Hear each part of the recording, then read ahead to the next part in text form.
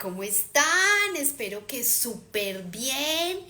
Yo hoy les estoy transmitiendo desde Prisma, mi clínica, mi pedacito de cielo.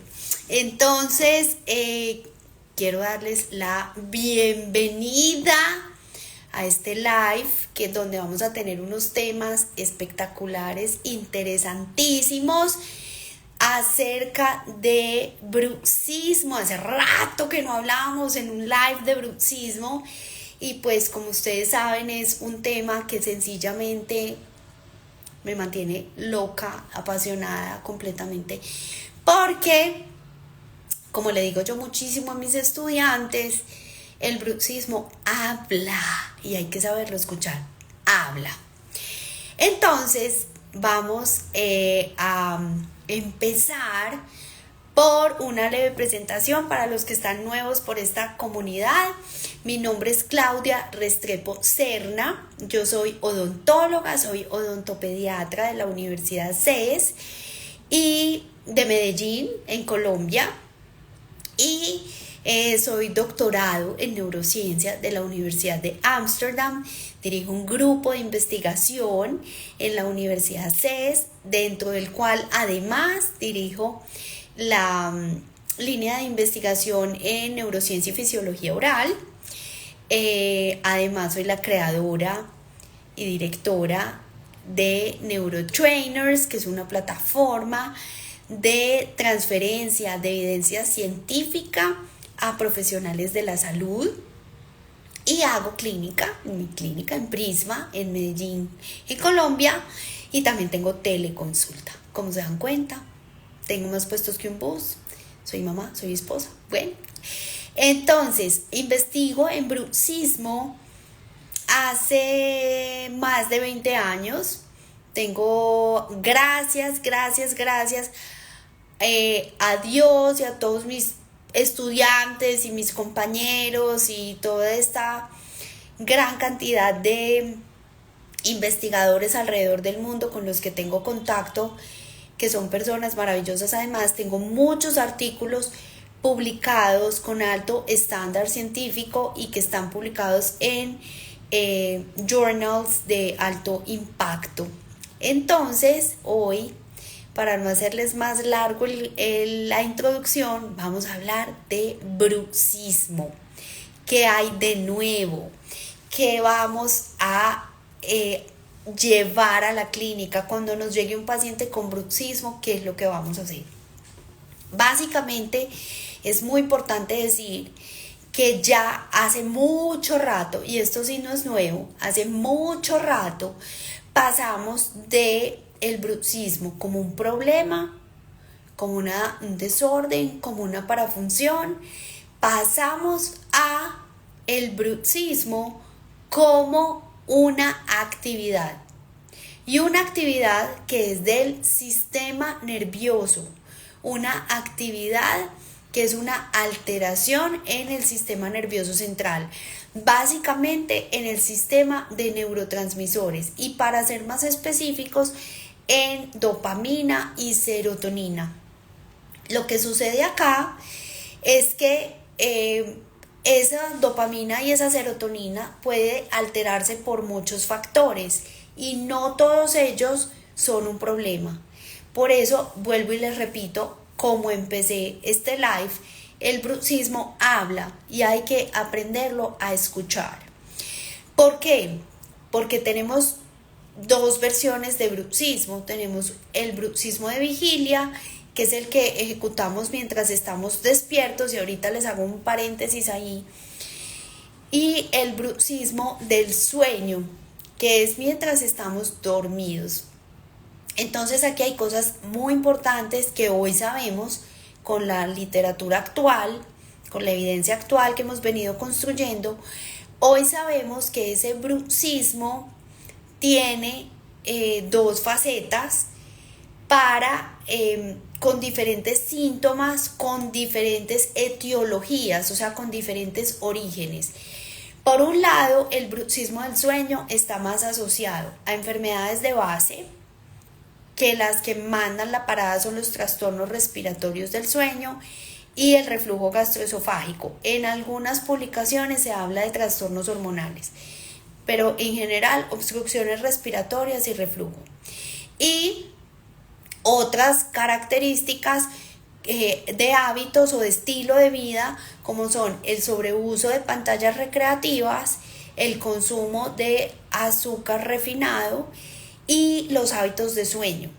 Son claves y aquí hay una gran diferencia. Esta es una de nuestras publicaciones recientes en 2021, en 2023, incluso es de este año, donde nosotros encontramos que el sueño relacionado, las características del sueño, la arquitectura del sueño que está relacionada con el bruxismo en niños es completamente diferente a la que está relacionada con el bruxismo de adultos.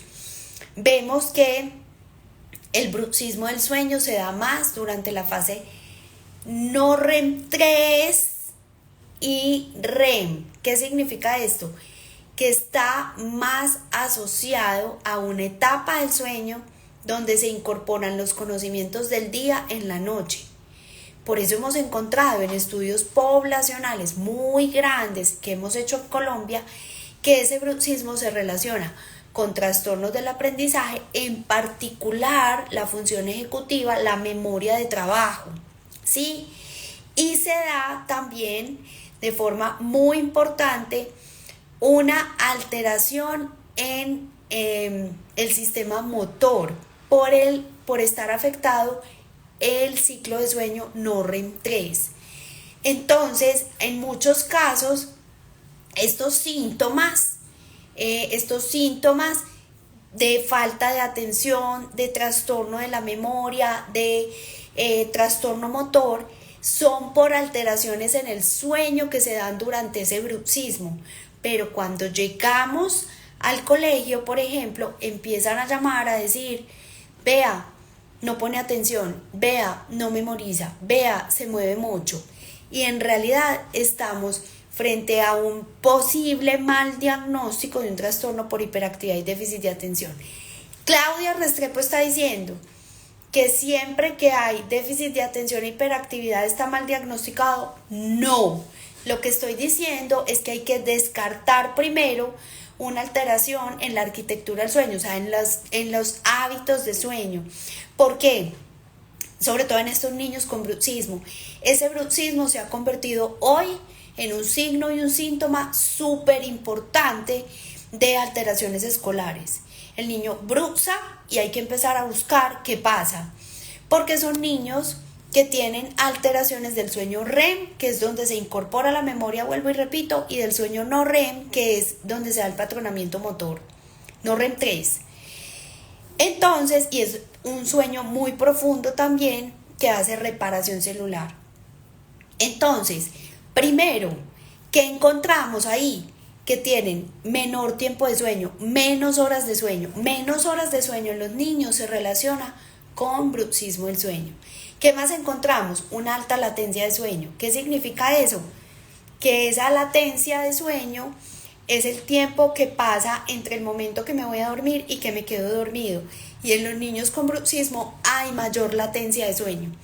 ¿Qué más encontramos ahí? Encontramos que hay mayor número de microdespertares. Y esos microdespertares despiertan la corteza cerebral. Y por eso hay una gran posibilidad de alteraciones en el aprendizaje y también pues en el descanso. Entonces, importantísimo este hallazgo de este estudio, porque y es un estudio con polisomnografía, es un estudio que hicimos con polisomnografía, y este hallazgo es clave, súper clave, porque es completamente distinto a lo que había en adultos. En adultos se sabe que se da más esos episodios de bruxismo en una transición de el no REM 3, del no REM 1 al no REM 2, o sea, se da más en no REM. Y eso hace que haya mayor somnolencia diurna, pérdida de reflejos, etc. Mientras que en los niños ya les expliqué las razones por las que hay mayor pérdida de memoria ejecutiva, menor función ejecutiva y posibles trastornos del aprendizaje y alteraciones motoras que no permiten que haya una buena propiocepción y permitan al niño quedarse quieto. Entonces, ese bruxismo habla de la función escolar. ¿De qué más habla? De la función emocional. Ese bruxismo del sueño también nos habla de la función emocional, porque quienes tienen un bajo tiempo de sueño, que es lo que nosotros hemos encontrado en este estudio publicado este año 2023 en el Journal of Oral Rehabilitation, ahí nosotros también encontramos una cosa súper importante, que es que esa alteración en el tiempo de sueño me va a llevar a que el niño sea menos resiliente al estrés y menos resiliente emocionalmente. De ahí nosotros entonces publicamos, teniendo en cuenta esto en el bruxismo del sueño, este año también publicamos una revisión sistemática con un flujograma de diagnóstico y de atención que está publicada en Frontiers of Oral Health. Y lo que nosotros hicimos fue tomar todas estas referencias, tomar toda esta bibliografía presente de investigaciones muy robustas y juntarla para una atención clínica. Una adaptación del STAP para niños, aunque estamos en este momento validando el STAP para niños también, como tal. Pero ahí ya tenemos un flujograma donde decimos, ok, este niño llega con bruxismo del sueño. ¿Qué va a pasar? Ese bruxismo del sueño, entonces lo primero que vamos a hacer es revisar si hay obstrucción respiratoria. Y si hay obstrucción respiratoria es porque hay ronquido, o porque hay respiración bucal, o porque hay erosión, porque una boca seca lo que va a hacer es que haya mayor acidez, y la acidez genera erosión. El desgaste dental más común en bruxismo del sueño no es atrición, sino erosión. Esto es súper importante también, súper clave decirlo, porque como que tenemos sellado en la cabeza que es la atrición, el desgaste dental, que los dientes se vuelven chiquitos. No, es la erosión, que son punticos chiquitos como desacabocado en molares y caninos. Entonces tenemos una boca ácida, hay que empezar a buscar, ok, tenemos obstrucción respiratoria, tenemos reflujo gastroesofágico. Si la respuesta es hay ronquido, por ejemplo, o hay tos nocturna, entonces ¿qué vamos a hacer? Paso 1, vamos a tomar unas radiografías de común uso en odontología inicialmente, una cefálica lateral, una panorámica. ¿Y qué vamos a hacer con eso? Medir vía aérea. Y la vía aérea medimos nasofaringe, medimos orofaringe, medimos hipofaringe, medimos en la panorámica espacio aéreo, medimos tamaño de los cornetes, medimos alineación del septum para ver cómo está esa vía aérea. Clave, súper clave. Además, vamos a evaluar si hay síntomas adicionales de reflujo gastroesofágico, aclaramiento de la garganta, si hay tos nocturna inexplicable por algún proceso respiratorio, si tenemos selectividad alimentaria. Súper importante. ¿Todos los niños con selectividad alimentaria tienen reflujo? No, pero todos los que tienen reflujo tienen selectividad alimentaria, un 80%. Listo. Por aquí nos preguntan que cuál es el tema. Lo voy a poner y lo voy a fijar. Estamos hablando de bruxismo en niños, de la evidencia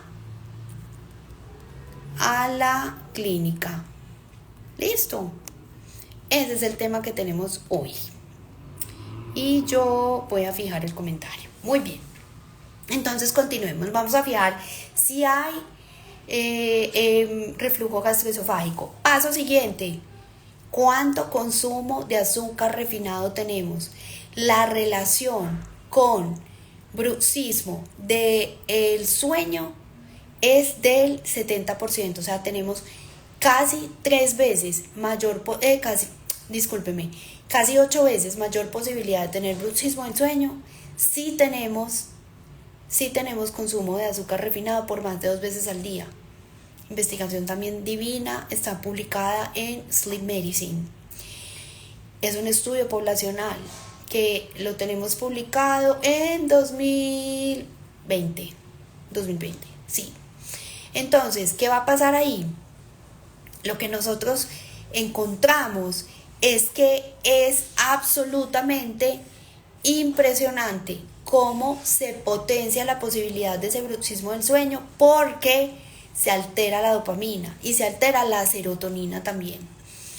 Entonces es súper importante hacer una buena evaluación del consumo de azúcar refinado con instrumentos para que podamos hacer gestión durante el tiempo de ese consumo de azúcar en los niños. No decirle, no consumas tanto azúcar, no, vamos a cuantificarlo con instrumentos validados que podamos usar en la clínica.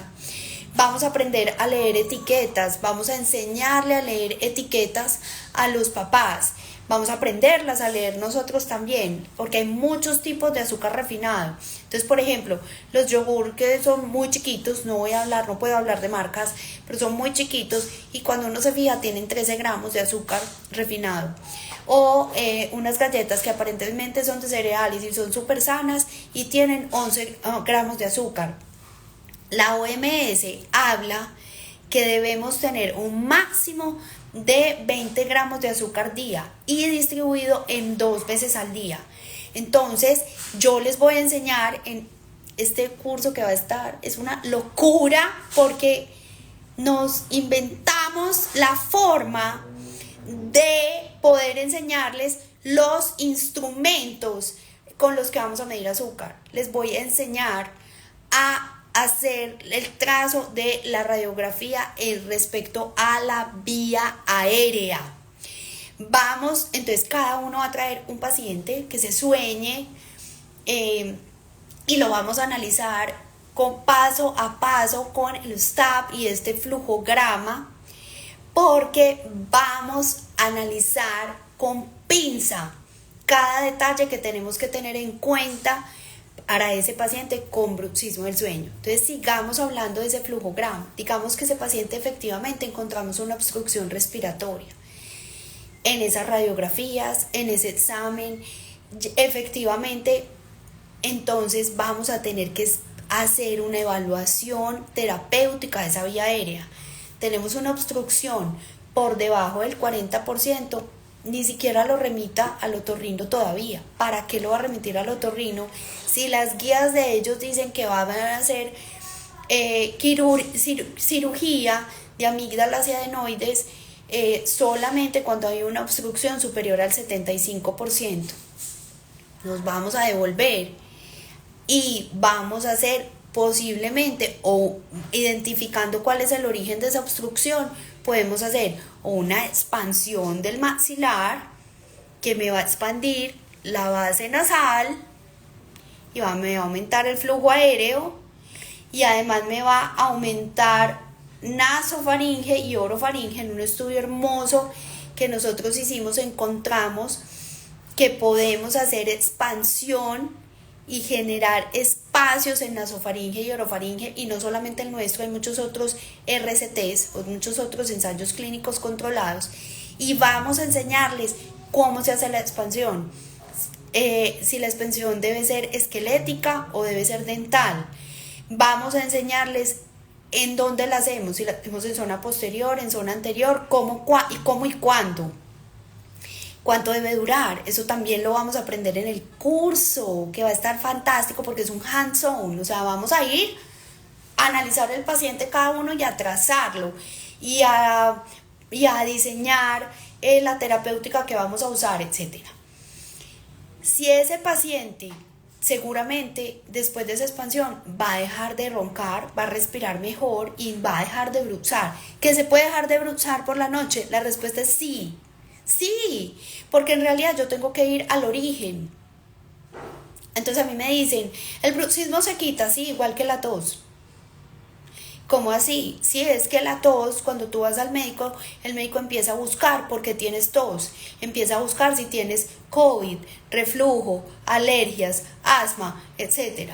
Y trata lo que está causando la tos, razón por la cual la tos se quita. ¿Que te puede volver a dar? Sí, te puede volver a dar, pero se quita. Es lo mismo el bruxismo. Si tú tienes unos factores que están causando ese bruxismo, esa alteración de serotonina, de dopamina, pues y los retiras o los gestionas o los controlas, pues se te quita el bruxismo. ¿Te puede volver a dar? Sí. Sí, la respuesta es sí. ¿Pero se quita? Sí, sí se quita. Se gestiona y se controla. Ahora, el enemigo claramente no es el bruxismo del sueño.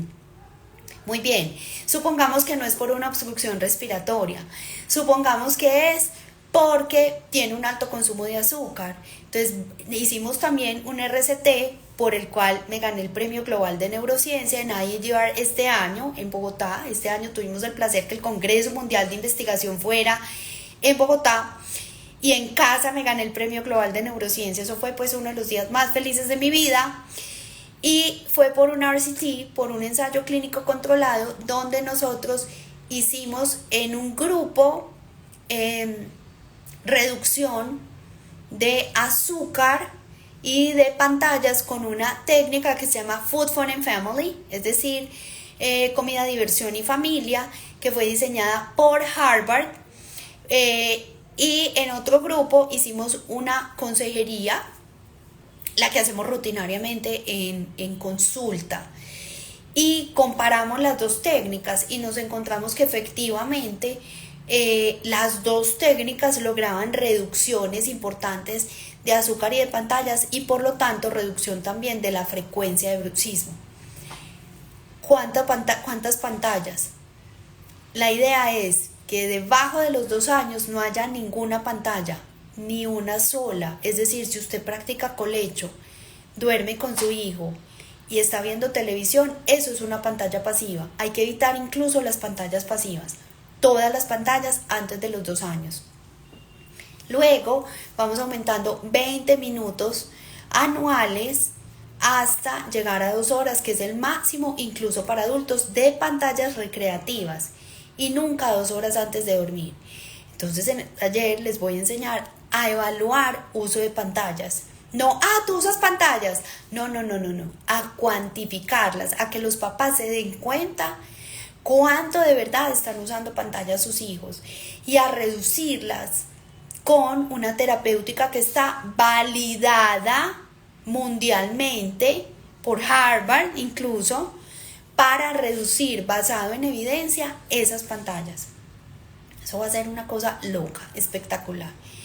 ¿Qué más vamos a lograr identificar en ese bruxismo del sueño? Vamos a mirar si hay reflujo y les voy a enseñar a identificar cuándo debo y cuándo no debo remitir a gastroenterólogo pediátrico.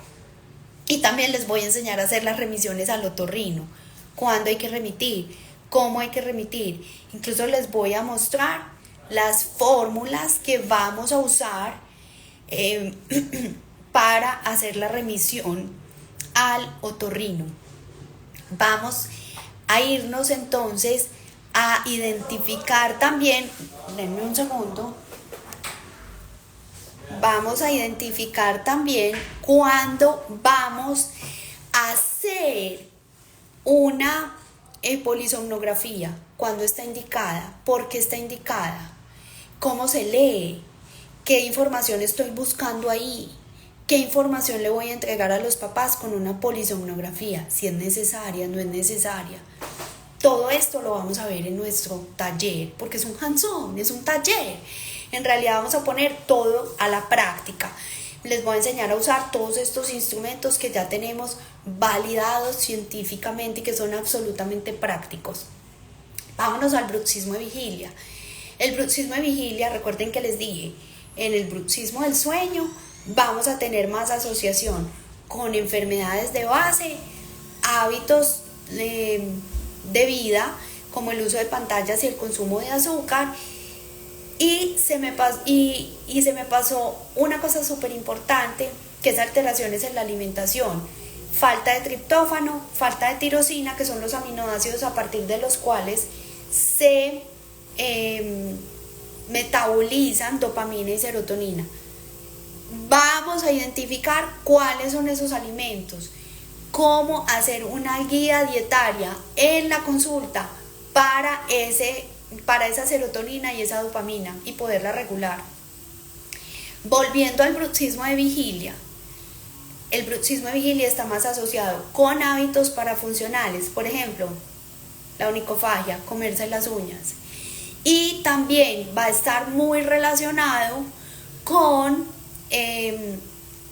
factores psicosociales. Entonces vamos a usar el eje 2 del DCTMD, de los criterios diagnósticos para trastornos temporomandibulares. Les voy a entregar la guía de sueño, la guía de ansiedad y depresión, la guía de catastrofización. ¿Para qué? Para poder trabajar de forma asertiva con nuestro grupo transdisciplinario. Si vamos a hacer una remisión a psicología, no es evalúe, yo creo, no, es, yo tengo este instrumento, me dieron unos altos síntomas de ansiedad, es un instrumento de 4 preguntas, nada más, y está validado. Tengo este instrumento, me dio esto, tengo síntomas altos de ansiedad, de depresión o de somatización.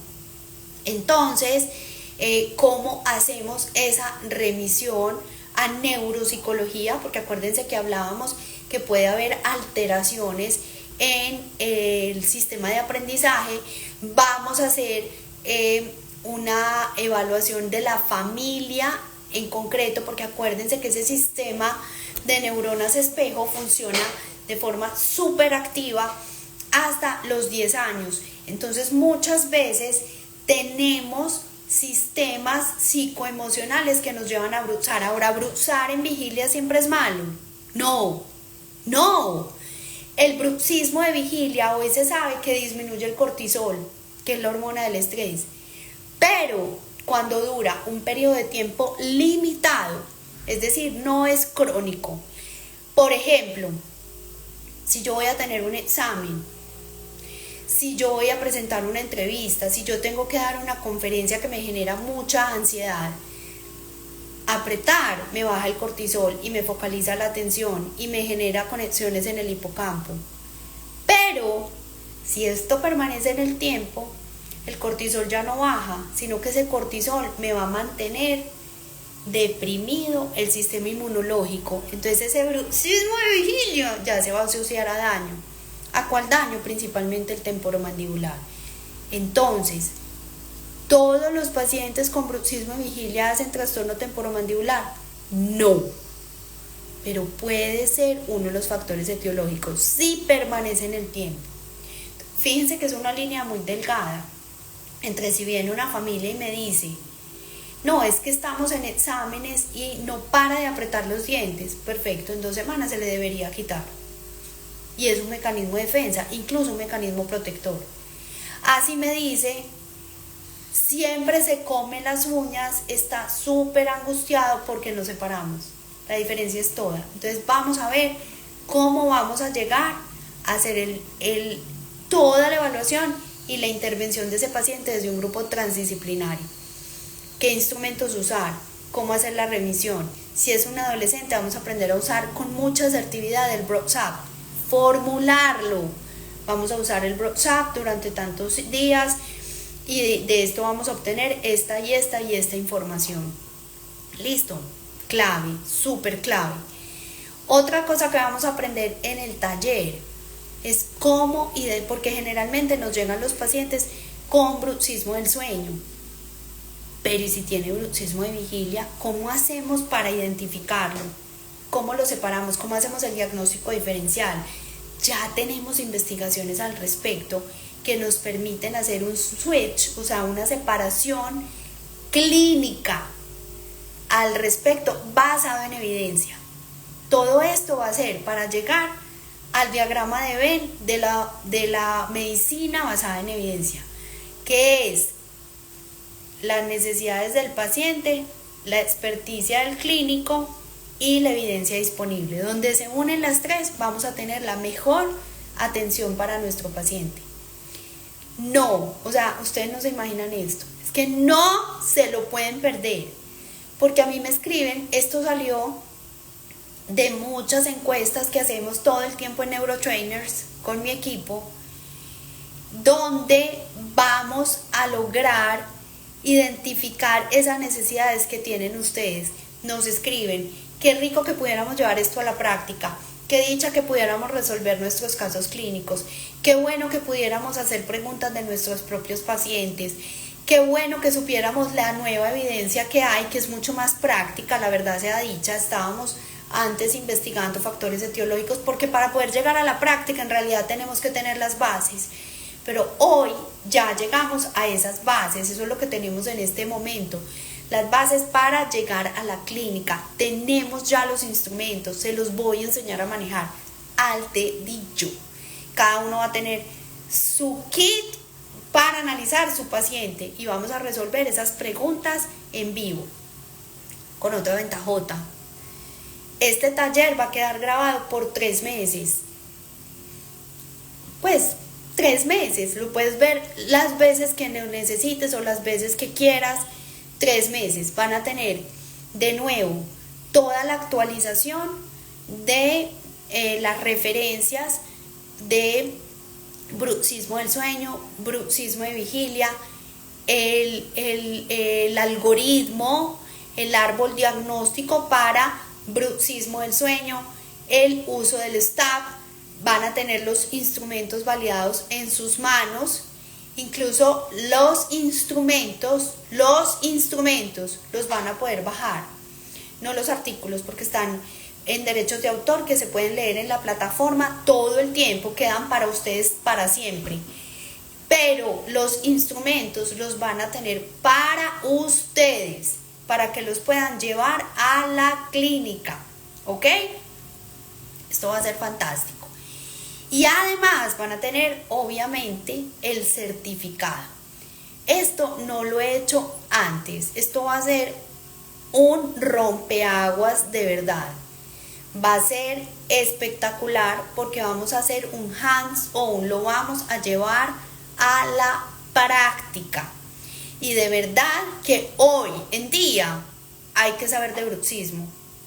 Hay que saber de bruxismo porque el bruxismo habla. Y no puede ser que todavía le estemos diciendo a los pacientes que es normal, que el bruxismo es normal. No, no es normal. Así como la tos no es normal. Que usted puede toser y no estar enfermo. Sí, usted se puede haber ahogado y la tos lo salva. Eso no quiere decir que la tos sea normal. No es normal. No se necesita para el crecimiento. No se va a quitar con la erupción de los dientes. O sea, el que diga eso, de verdad está súper desactualizado, con todo el respeto que me merecen, pero de verdad están súper desactualizados. Entonces esto va a ser la tapa. Y si ya hicieron bruxismo en niños 360 grados, esta es la cereza del pastel. Porque ya tienen todas las bases científicas, ya vieron casos clínicos, etc. Esta es la cereza del pastel. Voy a hacer un concurso. Linita, tú por favor nos pones acá el link para la inscripción. Vamos a poner el link para la inscripción y hoy vamos a rifar un cupo para el hands-on de bruxismo, de la evidencia a la clínica. Esto es un rompeaguas. De verdad que estamos haciendo un trabajo hermoso para toda la metodología que vamos a tener en este último taller de este año. Entonces vamos a hacer un concurso donde la misma persona me debe contestar bien 3 preguntas para ganárselo. ¿Listo? Entonces, primera pregunta. Y vamos a resolver también las preguntas de ustedes después de esto, las que les queden. Primera pregunta. 2 diferencias entre bruxismo de vigilia y bruxismo del sueño. A ver, ¿quién me va a contestar aquí? ¿Quién me va a contestar aquí? Aquí les acabo de poner fijo el link para que puedan ir a inscribirse.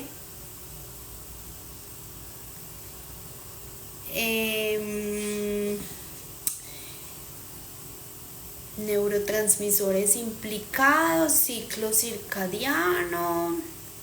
Vamos a ver. ¿Quién más nos cuenta? Ok. Bueno, por aquí ya tengo dos posibles candidatas a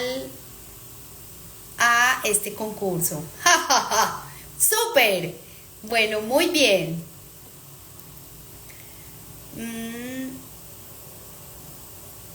Ok.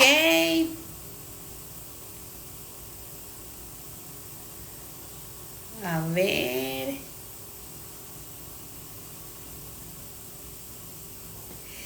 Bueno. Vamos a hacer la segunda.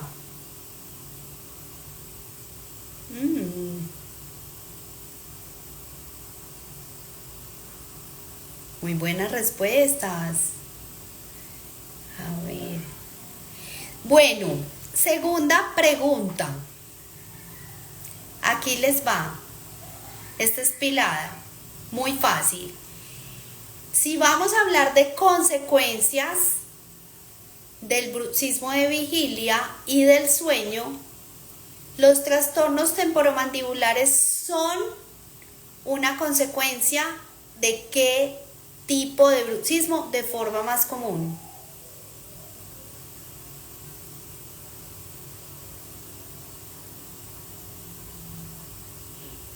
A ver, ¿quién me contesta por acá?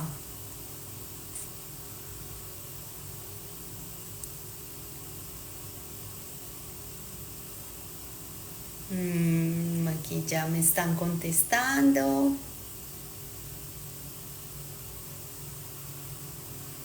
Ok.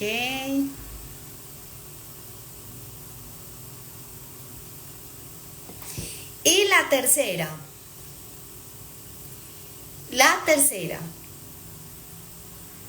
¿Qué se relaciona más con bruxismo? ¿La cantidad o la calidad del sueño? Esto es basado en evidencia. Esto no es lo que yo creo, me imagino, no. ¿Calidad o cantidad del sueño? ¿Qué se relaciona más con bruxismo, incluso de vigilia? ¿La cantidad o la calidad del sueño?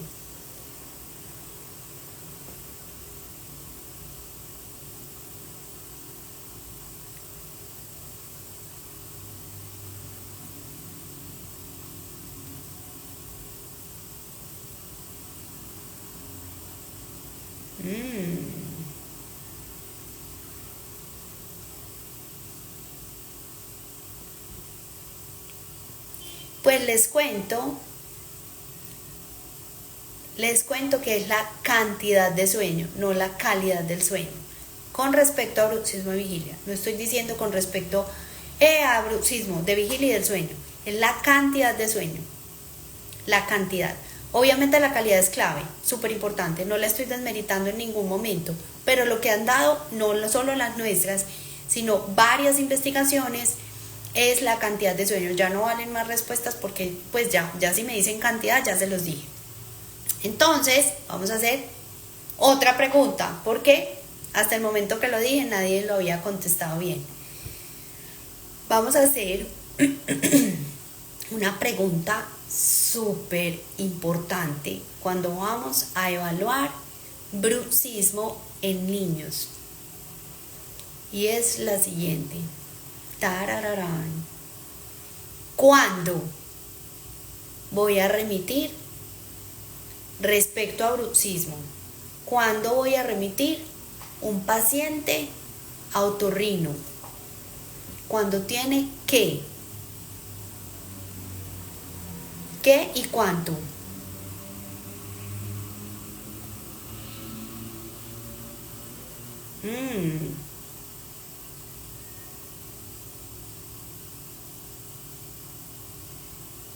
¿Qué y cuánto?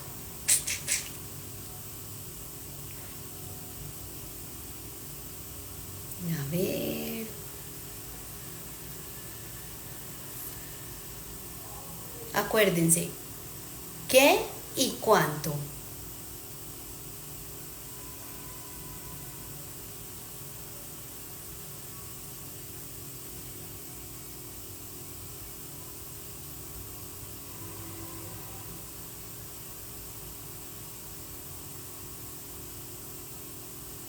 Bueno, a ver, yo veo.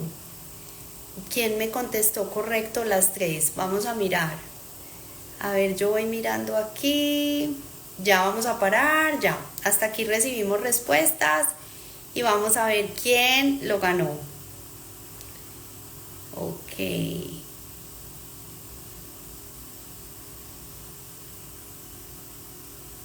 Entonces dice...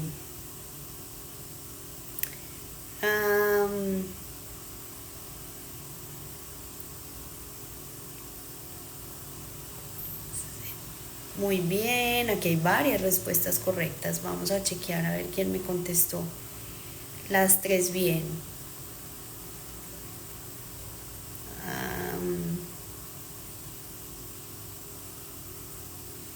Ok. Bueno, las respuestas correctas. Las respuestas correctas son a la cuarta más del 75% de obstrucción de la vía aérea nasal o faríngea en cualquiera de sus puntos. Esa es la respuesta. La otra era cantidad de sueño, que la verdad nadie la había contestado de forma correcta. La otra es bruxismo de vigilia, es la otra respuesta. La que más se relaciona con trastornos temporomandibulares es el bruxismo de vigilia. Y la otra pregunta es vigilia, hábitos de sueño por obstrucción respiratoria. Obstrucciones respiratorias, aquí falta una súper importante.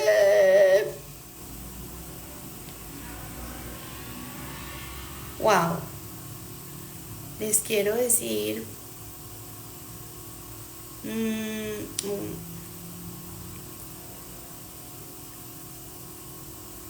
ok. La una, esa es, el bruxismo del sueño se asocia con enfermedades de base y hábitos como uso de pantallas o consumo de azúcar. Y el bruxismo de vigilia, hábitos parafuncionales, que es distinto, hábitos parafuncionales y factores psicosociales. Obviamente también influye el sueño, pero les voy a decir una cosa, nadie me contestó las tres correctamente. Aquí estoy mirando y hay en casi todas 2 de 3. Mucho que aprender en este taller, yo creo que no se lo pueden perder. No se lo pueden perder. Bueno, voy a hacer una quinta pregunta y entre los que me contestaron 2 de 3, el que primero me la conteste se lo gana. ¡Tarararán! Aquí estoy pensando. ¿Cuál es la radiografía de elección que tenemos a la mano para evaluar naso, oro e hipofaringe? Lo dije.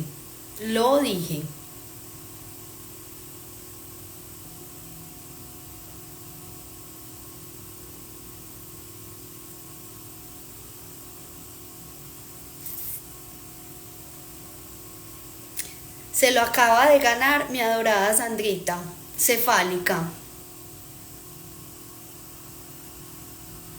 Porque Fran lo había dicho antes, de verdad sí lo había dicho antes, pero no habías contestado las otras dos correctamente. Sandrita, felicitaciones. Divina, gracias, gracias, gracias a todos por super, hiper, mega concursar y por todo su interés. Entonces, vuelvo y les repito, 30 de noviembre y 1 de diciembre es nuestro curso espectacular que se va a llamar Bruxismo en niños, de la evidencia a la clínica. Es un hands-on que ustedes no se lo pueden perder. Va a estar absolutamente espectacular. Entonces, bueno, nos vemos, es virtual. Esta pregunta es muy importante. Es virtual. Ah, por aquí veo que hay preguntas. Denme un segundo, voy a mirar. Ok, no eran respuestas a las preguntas. Muy bien. Quiero saber, antes de despedirme, si tenemos preguntas, si quieren saber algo de la logística, de la inscripción, del tema, todo lo que quieran saber, cuéntenmelo todo. Bueno, por aquí también me hicieron la pregunta en el link de preguntas. Si vamos a hablar de bruxismo en gestantes y en bebés. Sí, la verdad es que sí, vamos a hablar de bruxismo en gestantes y bebés, que ya casi va a salir mi capítulo del libro de bruxismo en gestantes y bebés en el libro de mi amiga Jenny Abanto. Ya casi va a salir y también vamos a hacer un live en octubre. Tienen que estar súper pendientes porque eso va a estar súper bonito. Bueno, no hay preguntas, ya vi que por acá no tenemos preguntas, es virtual o presencial, ya lo aclaramos, es virtual, muy bien. La inscripción está fijada aquí en los comentarios, tenemos fijo el link de la inscripción. Tenemos programado curso presencial, por ahora no. Por ahora no. Hacemos presentación de los casos. Sí. No, es que todo va a ser casos. Todo va a ser casos. En realidad vamos a tener instrumentos, casos, de todo. Eso es lo que vamos a tener. Básicamente. Obviamente, obvio, basado en evidencia. Todo basado en evidencia. Pero eso es lo que vamos a tener. Casos. Estamos... en este momento estamos en precio de lanzamiento. Linita, contanos cuánto es el precio de lanzamiento. ¿Cómo les parece? Mejor dicho, yo hago todo lo que obedezca. Bueno, ¿cuál es nuestro precio de lanzamiento? Y los espero a todos porque esto es imperdible. Esto a $300. Ustedes van a presentar algún caso, ustedes van a tener sus casos ahí y no podemos presentar el de todos los participantes, pero vamos a tener por ejemplo, una cefálica lateral base y vamos a identificar los puntos. Yo les voy a mostrar cómo identificar los puntos y cada uno lo va a hacer en su radiografía o en su caso, en el caso que ustedes tengan. Bueno, aquí voy a poner una cuña también, porque los que quieran presentar sus casos y que yo les asesore sus casos, en Academia, que es la membresía en Neurotrainers, tenemos club de casos clínicos, donde analizamos los casos de los miembros de Academia. Eso lo tenemos, es un ejercicio absolutamente divino. Y el año entrante vamos a tener talleres en Academia, a los miembros de Academia, que es nuestra membresía anual. Vamos a tener talleres de muchas cosas, incluso de historia clínica de función. Vamos a tener talleres de radiografías, de scanner, de resonancia. Vamos a tener talleres con otorrino, vamos a tener talleres con fonoaudiólogas, vamos a tener talleres, todo va a ser en casos clínicos, todo va a ser súper práctico, no solamente casos, sino que vamos a hacer cosas prácticas para la vida diaria.